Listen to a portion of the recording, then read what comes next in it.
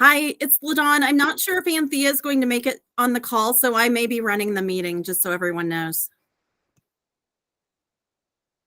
LaDawn, congratulations on being number 805 out of like 10,000. I saw that today. Thank you. That's awesome. It was exciting. It's awesome. Thanks. And I was just on a work thing. You guys don't need my branding in the background. There we go.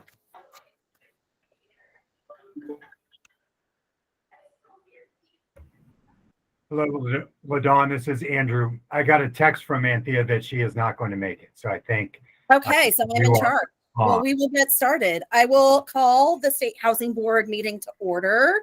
I'm LaDawn Sperling. I'm the vice chair of the board. And I will introduce Andrew Paredes. Andrew. Hello. I am here in person with our State Housing Board member, James Martinez, at DOLA's offices, as James has his confirmation hearing at the State Senate this afternoon, right following this meeting. So James and I are sharing the same desk, and then we'll be walking over to the Capitol at the conclusion of this meeting. Thank you, LaDawn. I would like to just have a first order of business for our State Housing Board, kind of looking backwards to the last meeting that we had. There was a question of whether or not the State Housing Board had a quorum in order to have voted on application 32762, Sloan's Lake Affordable Housing. I went back and double checked with our representative from the State Attorney General's office, who indicated that we did indeed have a quorum for the meeting, and that the votes by proxy were sufficient to be binding. But in kind of an abundance of caution, our Attorney General's representative also suggested that we simply ratify the February 14th vote. So this is not a reapproval. The approval is in place. But if the board could formally ratify that vote from last week, we can enter that into the record so that again, in an abundance of caution. So I would ask you, LaDawn, to propose to the board that the board present today ratify the vote from February 14th for 32762 Sloan's Lake Affordable Housing. Okay, do we have a quorum right now? Because I didn't even check. Are we good? Yes, we do. I see LaDawn, Ryan, Sam, Perfect. James. Okay, I think Sam's raising his hand. I think he wants to make the motion. Yes, before I do, I was just kind of curious what the vote was before I vote. And I assume, Ryan, you cast my proxy for me. Thank you so much. Yes, sir. Appreciate that. The vote was 4-0 in favor with 2 abstaining. And there were 2 present plus 2 proxies to equal that 4. And given that I wasn't there, can I still make the motion, Andrew? Yes, as today's board is voting to ratify votes from the previous meeting. Okay, then I would like to make a motion to ratify last week's vote, or the last meeting's vote, excuse me. Great. Do we have a second? A second. All those in favor? Aye. Aye. Any opposed? Okay, motion carried. Do you have anything else for us, Andrew?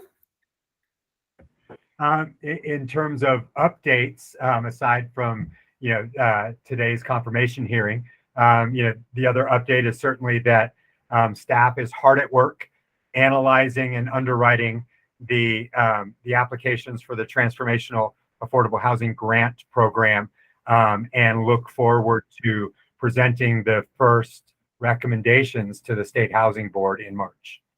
Great. Allison, did you have anything you wanted to add? I see that you're on the call.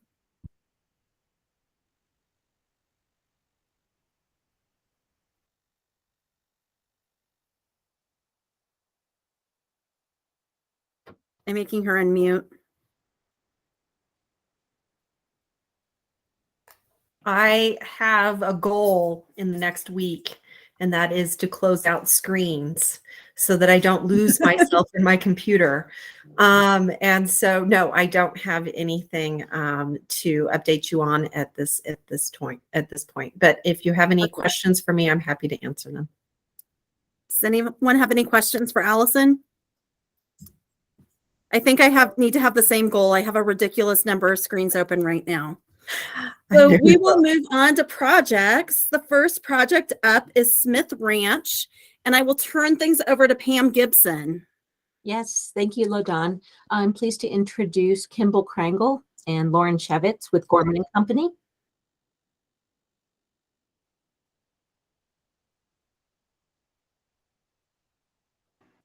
Kimball, you're muted. I have too many screens open myself. Hi, everybody. Kimball Krangle with Gorman and Company. As Pam mentioned, we're here today to talk about our Smith Ranch LIHTC project that is moving forward towards construction start. We just received a state LIHTC award in the November award round back from the August application round from CHAPA for 65 units in Silverthorne, Colorado.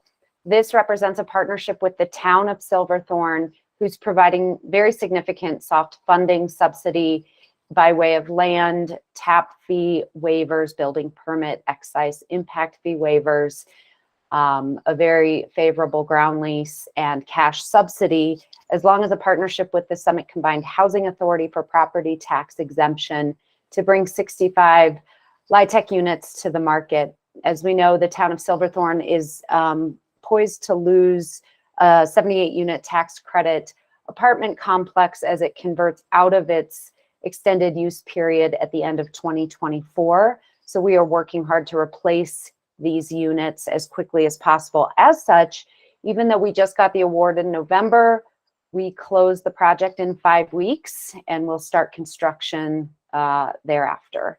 We're excited. This project is immediately adjacent to a workforce housing project that targets those between 80 and 120% of area median income. So in totality, this site in Silverthorne will meet the needs of households between 30% and 120% AMI, although the 70 units in the workforce deal are not part of the tax credit project.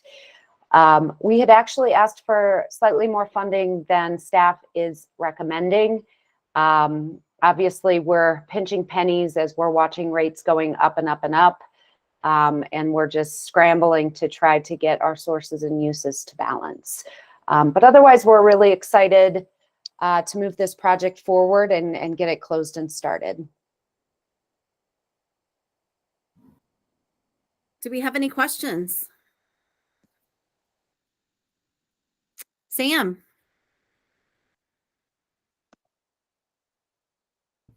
You're muted, Sam. Hey, Sam, you're muted. Sorry about that. I think I was muted the first time I told you you were muted. No, I think it was just operator error on my part, but thank you, LaDon. I appreciate the cue.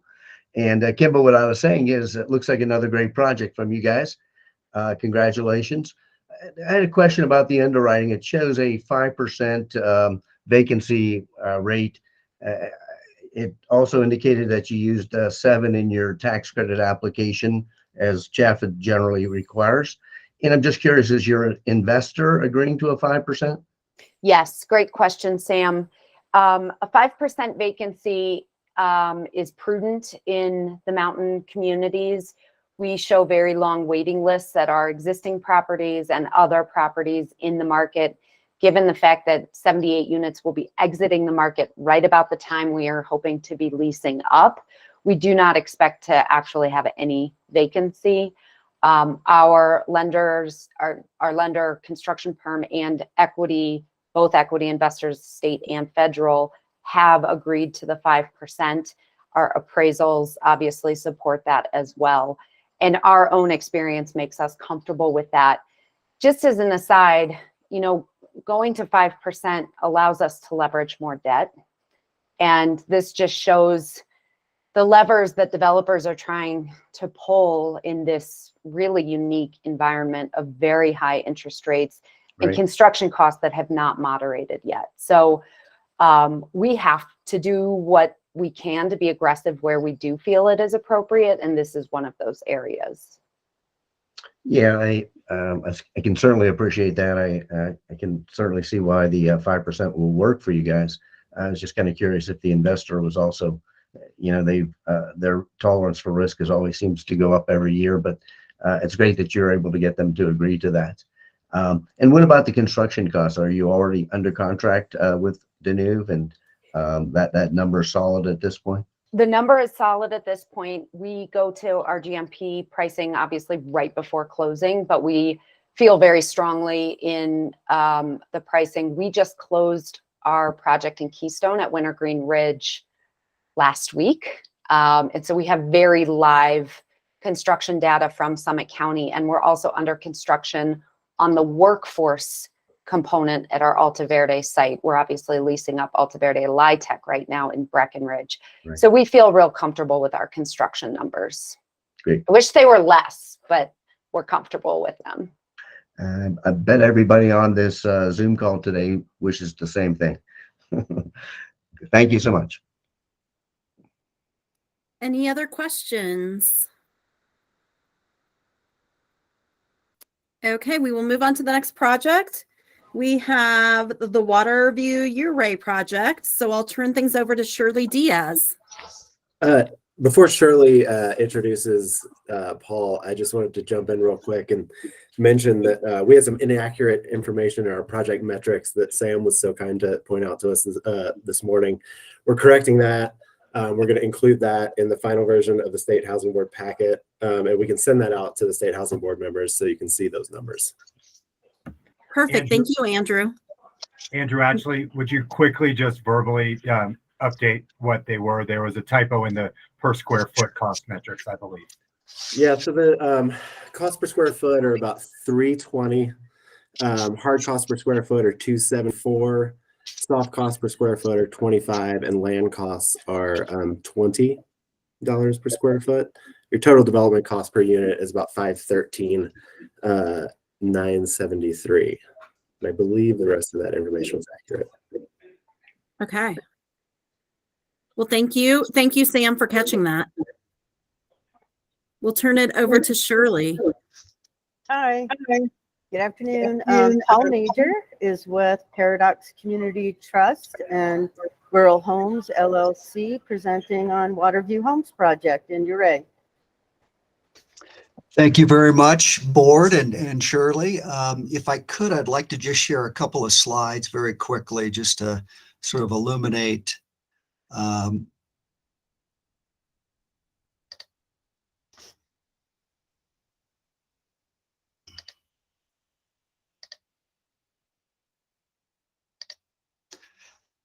can you all see that? Yes, we can. Thank you. Okay, great. Just to, I think it's important to understand, who we are and what we're doing. We're not the typical developer. We're basically trying to develop a model in partnership with DOLA and DOH to pilot how can we build affordable housing in rural communities. So this just illustrates kind of what's going on in the current market. A teacher and the average teacher salary in Colorado, and particularly in these areas, is about $47,000. They can afford about a $250,000 home, and what's in the market is 2 to 3x more than that than they can afford. So we're trying to solve that. This is essentially what the rest of Colorado looks like as a rural state. And so we're trying to develop this pilot that could be replicated to build affordable housing in rural communities. It's our toolkit or our approach is to leverage factory-built homes. I'm sure you've all heard a lot about Fading West. They're just one of many factories that are in existence in the West, but also will be just one of many that are coming online. Construction financing to leverage the resources of DOH, but also foundations, which I can talk about a little bit later. home buyer lending in this high rate environment. We know low income, middle income households have lost about 40% of their buying power. So it's critical to bring creative financing for their mortgages. And then obviously you've got to execute on the construction. So we have a lot of expertise that we apply to the actual projects, and then dealing with our basic model is to get the land for free. So it's really about factory built homes, low cost financing, and free land. This is just, I just want to illuminate an example.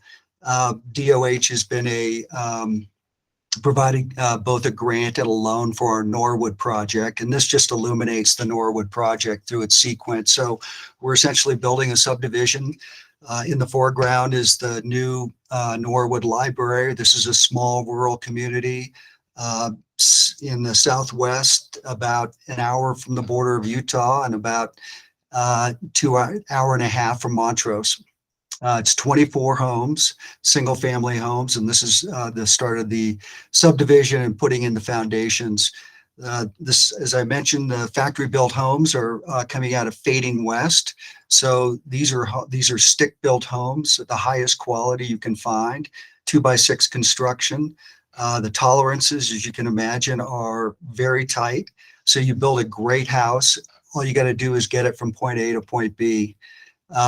This is David Bruce, who's joined us today, walking through the homes as they're wrapped and sitting just outside the factory. On the left side is actually the finished factory product ready for shipping. This is the scenic route from Buena Vista, where the factory was, to Norwood.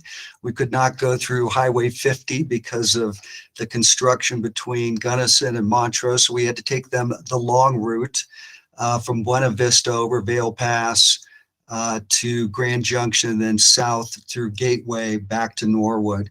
So we shipped, for these 24 homes in Norwood, we had to ship 48 boxes. This is a day of setting. So getting the boxes, building the boxes is one thing, getting the boxes there is another, and then putting the boxes on their foundation is the next step. So we basically set all of the 24 homes in about a 4-day period. And then this is final construction. The house is already set. In this house, we're adding a garage. So it's a very straightforward process to basically try to build super efficient homes that can be priced for the local workforce. I'm not going to go into detail on, I had a couple other slides on your array, but just to touch on the high points, we're requesting funding to build 23 homes in your array. This is a 9-acre parcel of land, which we're going to do in 2 phases, partly because the town of Ouray does not have enough sewer taps, so we can only do the first phase, which is 23 homes. We hope to start construction this spring. We're waiting on, obviously, approvals. We've had unanimous sketch plan approval. We're now doing the civil engineering construction engineering drawings, which will be submitted to the town and hopefully approved by the end of March. And then if everything falls into place, we'll start construction in the spring. All of these houses are deed restricted, priced for 120% AMI and below. In the Norwood project, which I just showed you, the average AMI was about 78% on our initial sale. So we know we can both build a house that's affordable from the construction standpoint. We can also leverage those mortgage products, down payment assistance from the state, to get households that typically could not afford home ownership into home ownership. So our ask is a $6 million revolving loan fund, which is similar to what we did in Norwood and also in Ridgeway, and then a $1.15 million grant subsidy per house. The $6 million loan from Department of Housing is combined with about $4 million of low-cost capital provided by foundations in the state. So this is a way to really engage the philanthropic community to provide funding to basically build housing. So we're really excited about both the partnership with the Department of Housing, but also foundations, and then filling in the gap between what we can sell these homes for and what it actually costs with grants. So with that, I'd love to take some questions. Do we have any questions? Sam? Thank you, LaDon. Paul, thank you for the excellent presentation. In looking at the write-up, it looks like the land cost is listed at like $20 per square foot. Is that accurate? It is. We purchased the land with an OTK grant, Okay. and hopefully I'm still there. Yeah, with an OTK grant, which was approved December of 22. We actually closed on the land in April of 2022. So it's now 9 months later that we're coming back to actually do the construction. The appraised value on that 9 acres was about $3 million, and we bought it for $1.9 million. We're trying to figure out ways to pay down the cost of that land, because that's critical to bring down, obviously. We got a contribution of $500,000 from the county to bring down that cost. And what do you anticipate on the average the units will sell for? And I'm assuming the land is going to be a land trust, so the cost will not include the land. Is that right? That's correct. Again, we're trying to eliminate the cost of land through various mechanisms, grants and things like that. Right. The pricing will vary because we have different unit types, triplex, which could be 2-bedroom, or a single standalone single family home with a garage. So the pricing will vary from about $275,000 up to about $480,000. Those are great numbers. And how will the deed restriction work? So the deed, we really are proud of the sort of work we've done around the deed restrictions, because we've taken all the lessons learned and lost in places like Telluride and Aspen and other places. And deed restrictions are not for the faint at heart. This is really hard work to get it right. But the basic deed restriction is you obviously have to meet that income cap, that household income cap. This has to be your primary home. So it's not a rental property. And you have to work. You have to have an earned income. It's not, getting investment income, but it's actually working, and there's a well-documented way to do that. And then there's a 3% appreciation cap and a 100-year term on the deed restriction, which resets after every sale. Okay. So the 3% is a maximum regardless if they make improvements or not? If they make an improvement, they can, let's say they remodel a kitchen, they put in $25,000, they will get credit for that to add it onto the base price of the house. Okay. But it'll get depreciated over the period. So we want to encourage homeowners to invest in their homes, and then if they are going to sell, to recoup that, but it will depreciate over time. And again, the 3% is if the market is going up. And we've all experienced when the markets have actually gone down, but it'll be a 3% maximum on the resale. And with the deed restriction, has there been any concern about getting an FHA loans on the properties? No. The banks that don't lend to deed restricted properties don't understand it. So, for instance, one of our local community banks, they have about 60 different lenders that they work with. Turns out only 2 of those do deed restricted properties. So you have to find lenders that understand deed restricted markets. Right. But they are out there.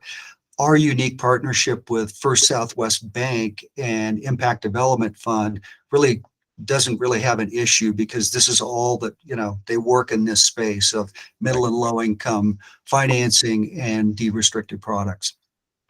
Paul, thanks so much. Thank you.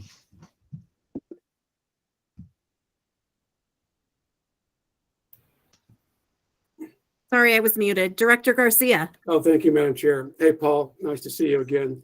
Hey, Thank you. can you say a little bit about the home child care grant piece in your capital stack program? So we, um, in my previous life, I funded a lot of, I ran a community foundation, funded a lot of daycare centers or childcare centers. The center-based care, the economics of center-based childcare don't work in rural communities. You cannot charge what it actually costs to provide quality care. So we realized this, and as a developer, we go, well, how can we solve this? We definitely want to have childcare available for these neighborhoods. Home-based care is a well understood, fantastic way to deliver care for kids. There are over 7 million kids in home-based care across America now. So it's not a surprise. So all we're trying to do is intentionally and proactively design a couple of homes that are pre-licensed and sold to people that want to start home childcare businesses. So it's really trying to change the paradigm of going, well, I want to be a home-based childcare provider, but now I got to find a home. We're going to combine the two on the forefront.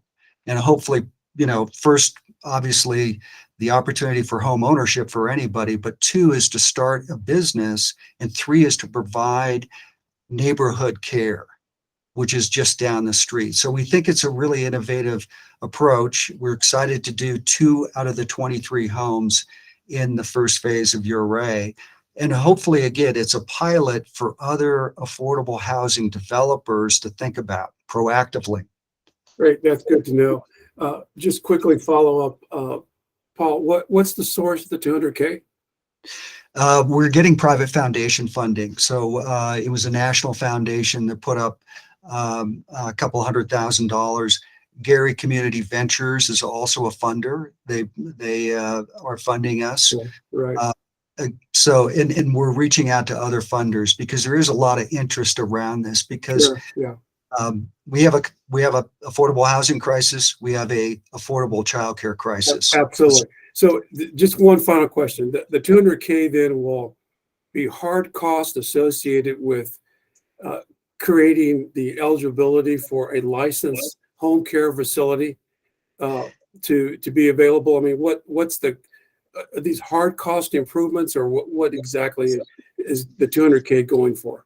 It's a great question. So there's actually 3 buckets of costs in this program. One is to have an accelerator program where we're recruiting people that want to do home-based childcare and training them up. So we're calling that an accelerator.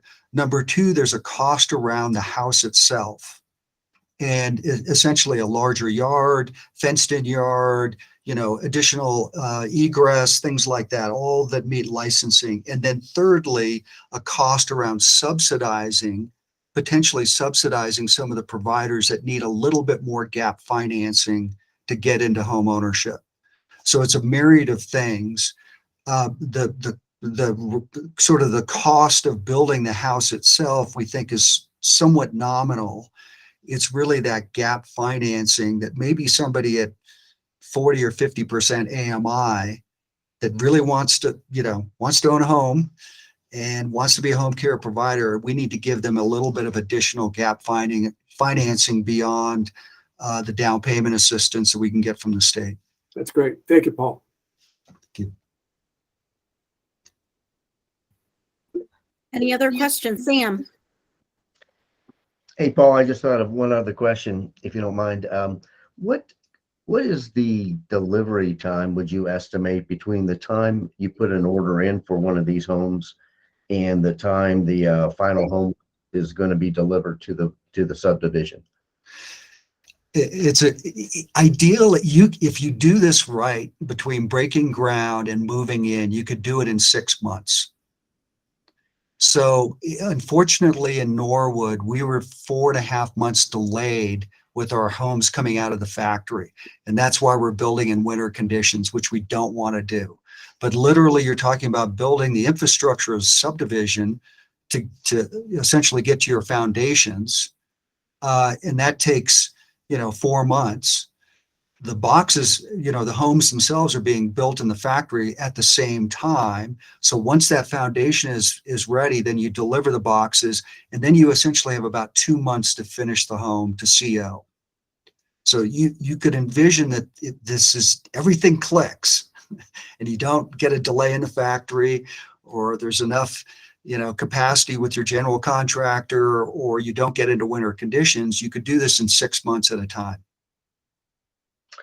That's what I was kind of curious about, because we continue to hear about the advantages of modular and factory built. And it seems like one of the kind of hiccups still is getting the factory to be able to churn out enough boxes to kind of meet everyone's kind of projected schedules. Would you say that's true or not? It is. With Fading West, I think it was taking them 100 days initially to build a house. They're down to, I think, 14 days. And Director Garcia might have better data, but this is a manufacturing process. And so, everything has to work, in a very specific sequence. And Fading West has made that jump. They've got now 2 shifts and literally can build a house in 14 days, something like that. So, they were a startup. They had to learn a lot of hard lessons to get to that level of productivity, but they're on track. And I think, they're on track to producing homes much faster and can really spit out a lot of homes. I can't remember the square footage they're doing per day of finished homes, but it's very significant. Great. Thank you so much. Any other questions?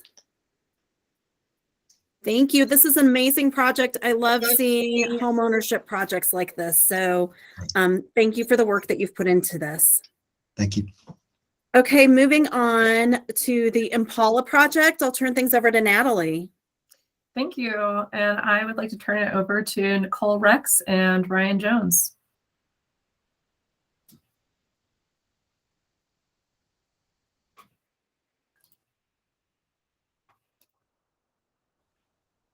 Hi, everyone. I know that Nicole might have some issues with her audio, but see if she can jump on. Nicole, are you there?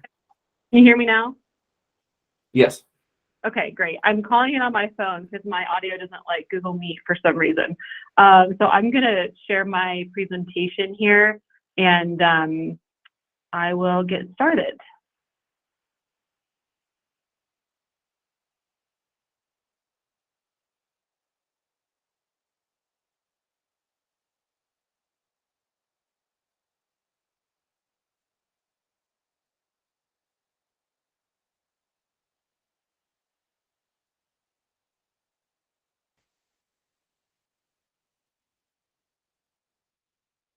Nicole, are you still there?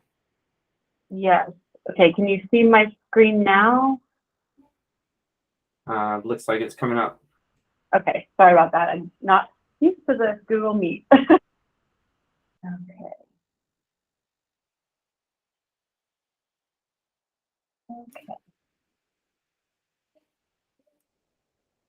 All right. Well, good afternoon, State Housing Board. My name is Nicole Rex, and I am a Senior Project Manager at Housing Catalyst. And I have the wonderful pleasure today of introducing you to the Impala project. Housing Catalyst, formerly known as the Fort Collins Housing Authority, was established in 1971. We're a real estate mission housing, affordable housing developer. And we own and operate over 1,000 units in the community, and we are slated to be adding another 180 units in the next year or so. And we continue to build award-winning projects in our community. The need for affordable housing in Fort Collins is significant.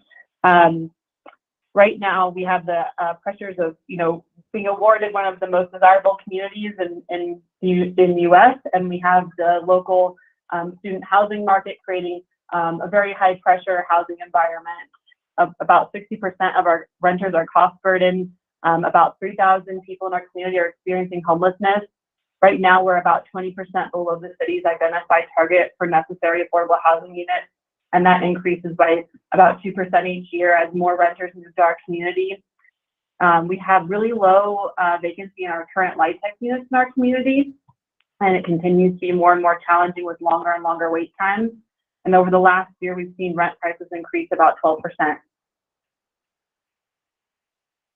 The Village on Impala project is a really exciting project. It's an income average project that will serve an income average of about 59% AMI. And the income range that we have assigned to this project is 30 to 70% AMI with no 60% AMIs included. The reason for this is that we see a great need for 50s, 40s, 30s, and 70s, and we see a lot of 60% units in our market area. So we are uniquely slated to really be able to go in and provide these lower AMI units that will serve a diverse income range and a broader kind of spectrum of households in our community. This project will also bring 18 project-based vouchers to the project, which is really exciting. We typically serve 30% AMI and below. Right now, we do not have any special populations identified, but we have been talking to partner agencies about potentially serving youth or youth coming out of homelessness, but we haven't identified any of that yet. So the Village on Impala project is an exciting project that has 86 total units outlined here in purple. The project will include the renovation of 12 duplexes that are currently unrestricted, so there's no restrictions currently on this property here in blue. It will also include the redevelopment that will include 62 newly built affordable units, and this whole project will be 100% affordable housing. Right now, the project is fully entitled and unanimously was approved by the Planning and Zoning Board. It has a lot of community and neighborhood support, and it's a public housing redevelopment that has been approved by HUD, and it reflects HUD's priorities. This slide provides an example of the public housing that is planned to be redeveloped into new, attractive, better serving housing units. And this is an example of an existing duplex that is planned to be redeveloped and add additional capacity to the building while also really improving the facade along a primary street in Fort Collins. The project cost is about $42 million right now, and the capital stack includes Housing Catalyst, Fort Collins, and Section 18 disposition funds, as well as 4% non-competitive LIHTC and permanent financing. We're currently requesting $3,175,000 from the Division of Housing to fill the current budget gap. The Village on Impala is an exciting project, and we're really excited to be here in front of you today and look forward to answering any of your questions. Great. Does anyone have any questions?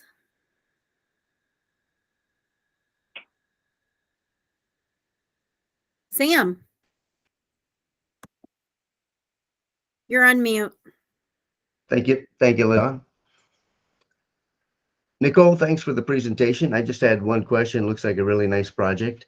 The operating costs were shown at $7,900 per unit per annum, which seems fairly high considering our kind of like standard kind of comparisons is at 7,000 and below. One of the reasons listed for the high operating costs, which I've never seen before, was accounting fees. Can you kind of explain that?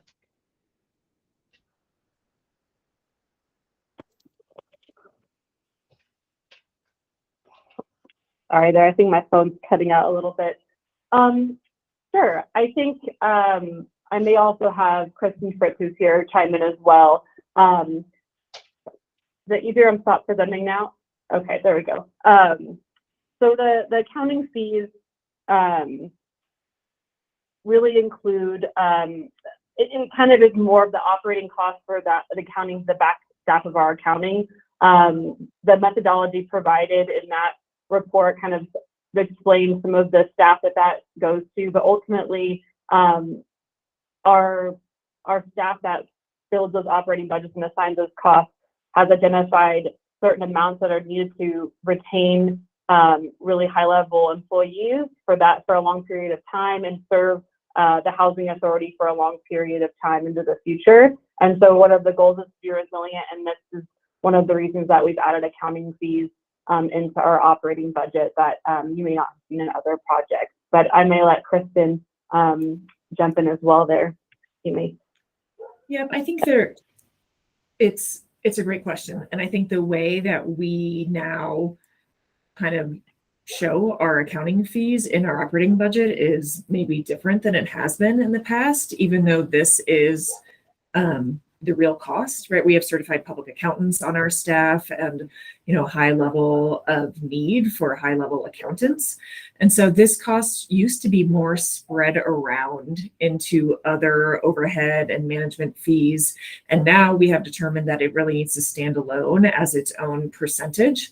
And so we've dug into that over the last few years over what it really needs to be in order to be sustainable. And so that, we do feel that that is the actual cost in order to carry forward in the same way that we are today.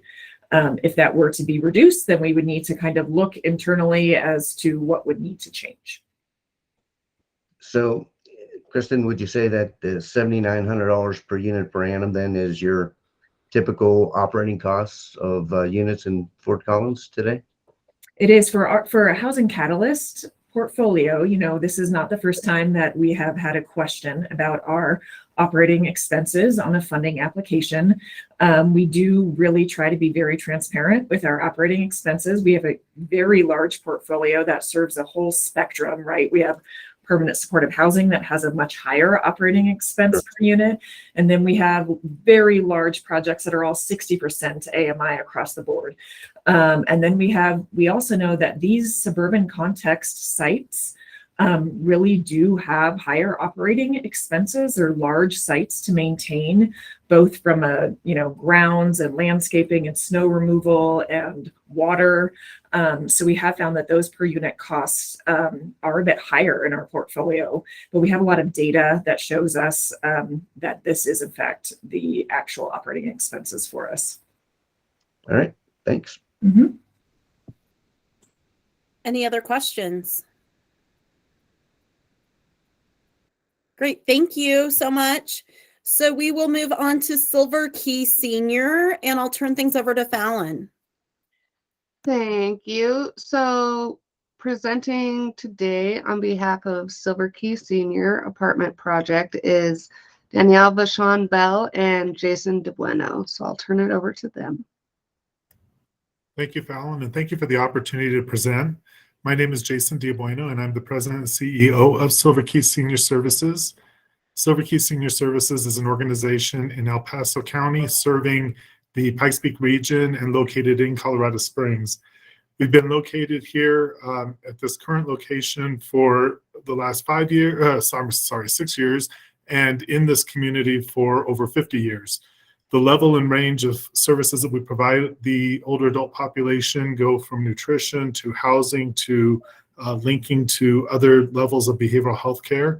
We're one of the few applicants that have brought forward an application that I'm aware of that has a robust behavioral health team and actually bills Medicaid for services that we provide and wrap around to the older adults that we serve.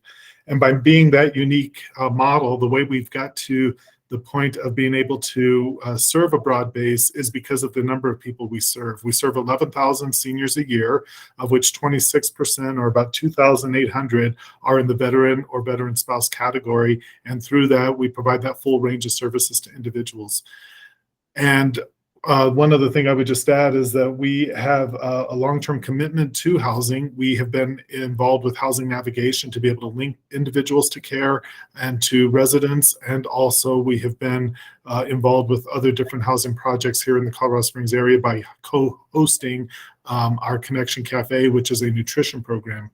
I'll just say that our long-term commitment to this is demonstrated by the fact that we, when our organization had purchased the land that we are on, we also purchased additional land for this eventual application. And I'm very thrilled that we were able to move forward with such a great partner with Danny and MGL Partners to be able to summarize a little bit more about the actual development side of the house. Thank you, Fallon. And Danny, I'll turn it over to you. Great. Thanks so much. Can everyone see my screen? Hopefully, yes. Yes, Danny, you're good. Great. Okay. Well, again, my name is Danny Vachon Bell. Thanks so much, Fallon, for your help on this. I just wanted to briefly introduce the team here. So this is MGL's first project down in the Springs, and we're thrilled to be working with Silver Key. We brought on a local architect down there, Way Architecture, which George Way is the principal there, and Palace Construction, which has actually not done any work prior to this project down in the Springs, but they are working on 2 projects down there now. And so that's been an area that they would really like to increase their coverage. And then Silva Markham Partners, which is the property management firm that MGL uses exclusively on all of our affordable housing developments. And they have a very deep experience with VASH vouchers, which this project is going to have 13 or 25% of the project with VASH vouchers. So I'm bringing up this screen just to orient you. This is in Southwest Colorado Springs. So I just wanted to highlight a couple things about the project that you may or may not have gathered from the memo. For Colorado Springs, which is very, vehicle dominant, this project actually has amazing walkability. So it's right across the street from a neighborhood shopping center that has a Safeway, a pharmacy, a convenience store, and as well as right next to a bus stop that can get residents all over. And then the other main thing is that it's directly next to Silver Key's campus that offers a really robust array of services that will be available to all of the future residents. We're actually creating a walkway directly between the buildings that will have vehicular and pedestrian access, so that there's just a really natural access between the 2 sites. So here's just a little bit more of an overview. So you can kind of see where you come in. Silver Key is just to the bottom there. So there is a fair amount of parking on here, and mainly that's because of additional parking that we had to remove when we made that vehicular access point to Silver Key. On the south side, we had to replace some of those parking units. And then also we're having a pretty robust array of services at the site itself that will be available for the folks with the VASH vouchers, as well as other residents for a small fee. This project is right along the Sand Creek, which has a beautiful pedestrian path, as well as multimodal for bikes as well.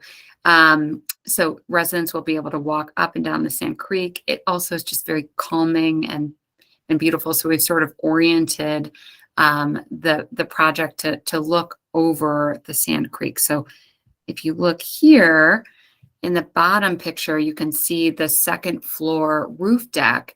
It's going to look out, so you'll be able to see the mountains to the south and a little bit to the west, and then the Sand Creek. The other really awesome feature of this building is that because of all of the services and the population that we expect to be serving, we wanted to have this great entrance where folks can easily be picked up and dropped off with great coverage. So we have a great porte-cochere over the front door. Again, I just wanted to emphasize how deep of this project is really just serving a very low income. The average is 45.6% AMI. We have those 13 VASH vouchers. And then we just have had, we have had 10 other funding sources that have come into this deal to make the deal work. I mean, it's been really remarkable. So Legacy Bank as the construction and perm lender, they're based out of Missouri, they're a CDFI. El Paso County as a must-pay loan. MEG, the Midwest Housing Equity Group, which is the tax credit syndicator, but also they're providing a subordinate loan for this project as well.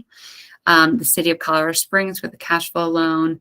Silver Key has received three small amounts of fundraised funds from local sources down in Colorado Springs that they're going to be putting into the deal, as well as a carryback note and deferred developer fee. So this project has really taken a whole group to get across the finish line here, and we are so grateful to be able to come to you to help us fill the remainder of the gap to get us across the line to get these 50 units built. So I'll stop there and open it up for questions. Looks like Ryan has a question.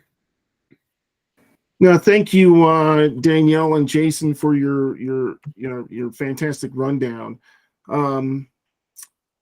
I noted on one of your charts there, you said it was like 26%, approximately 26% of your projected residents are veterans. Yes.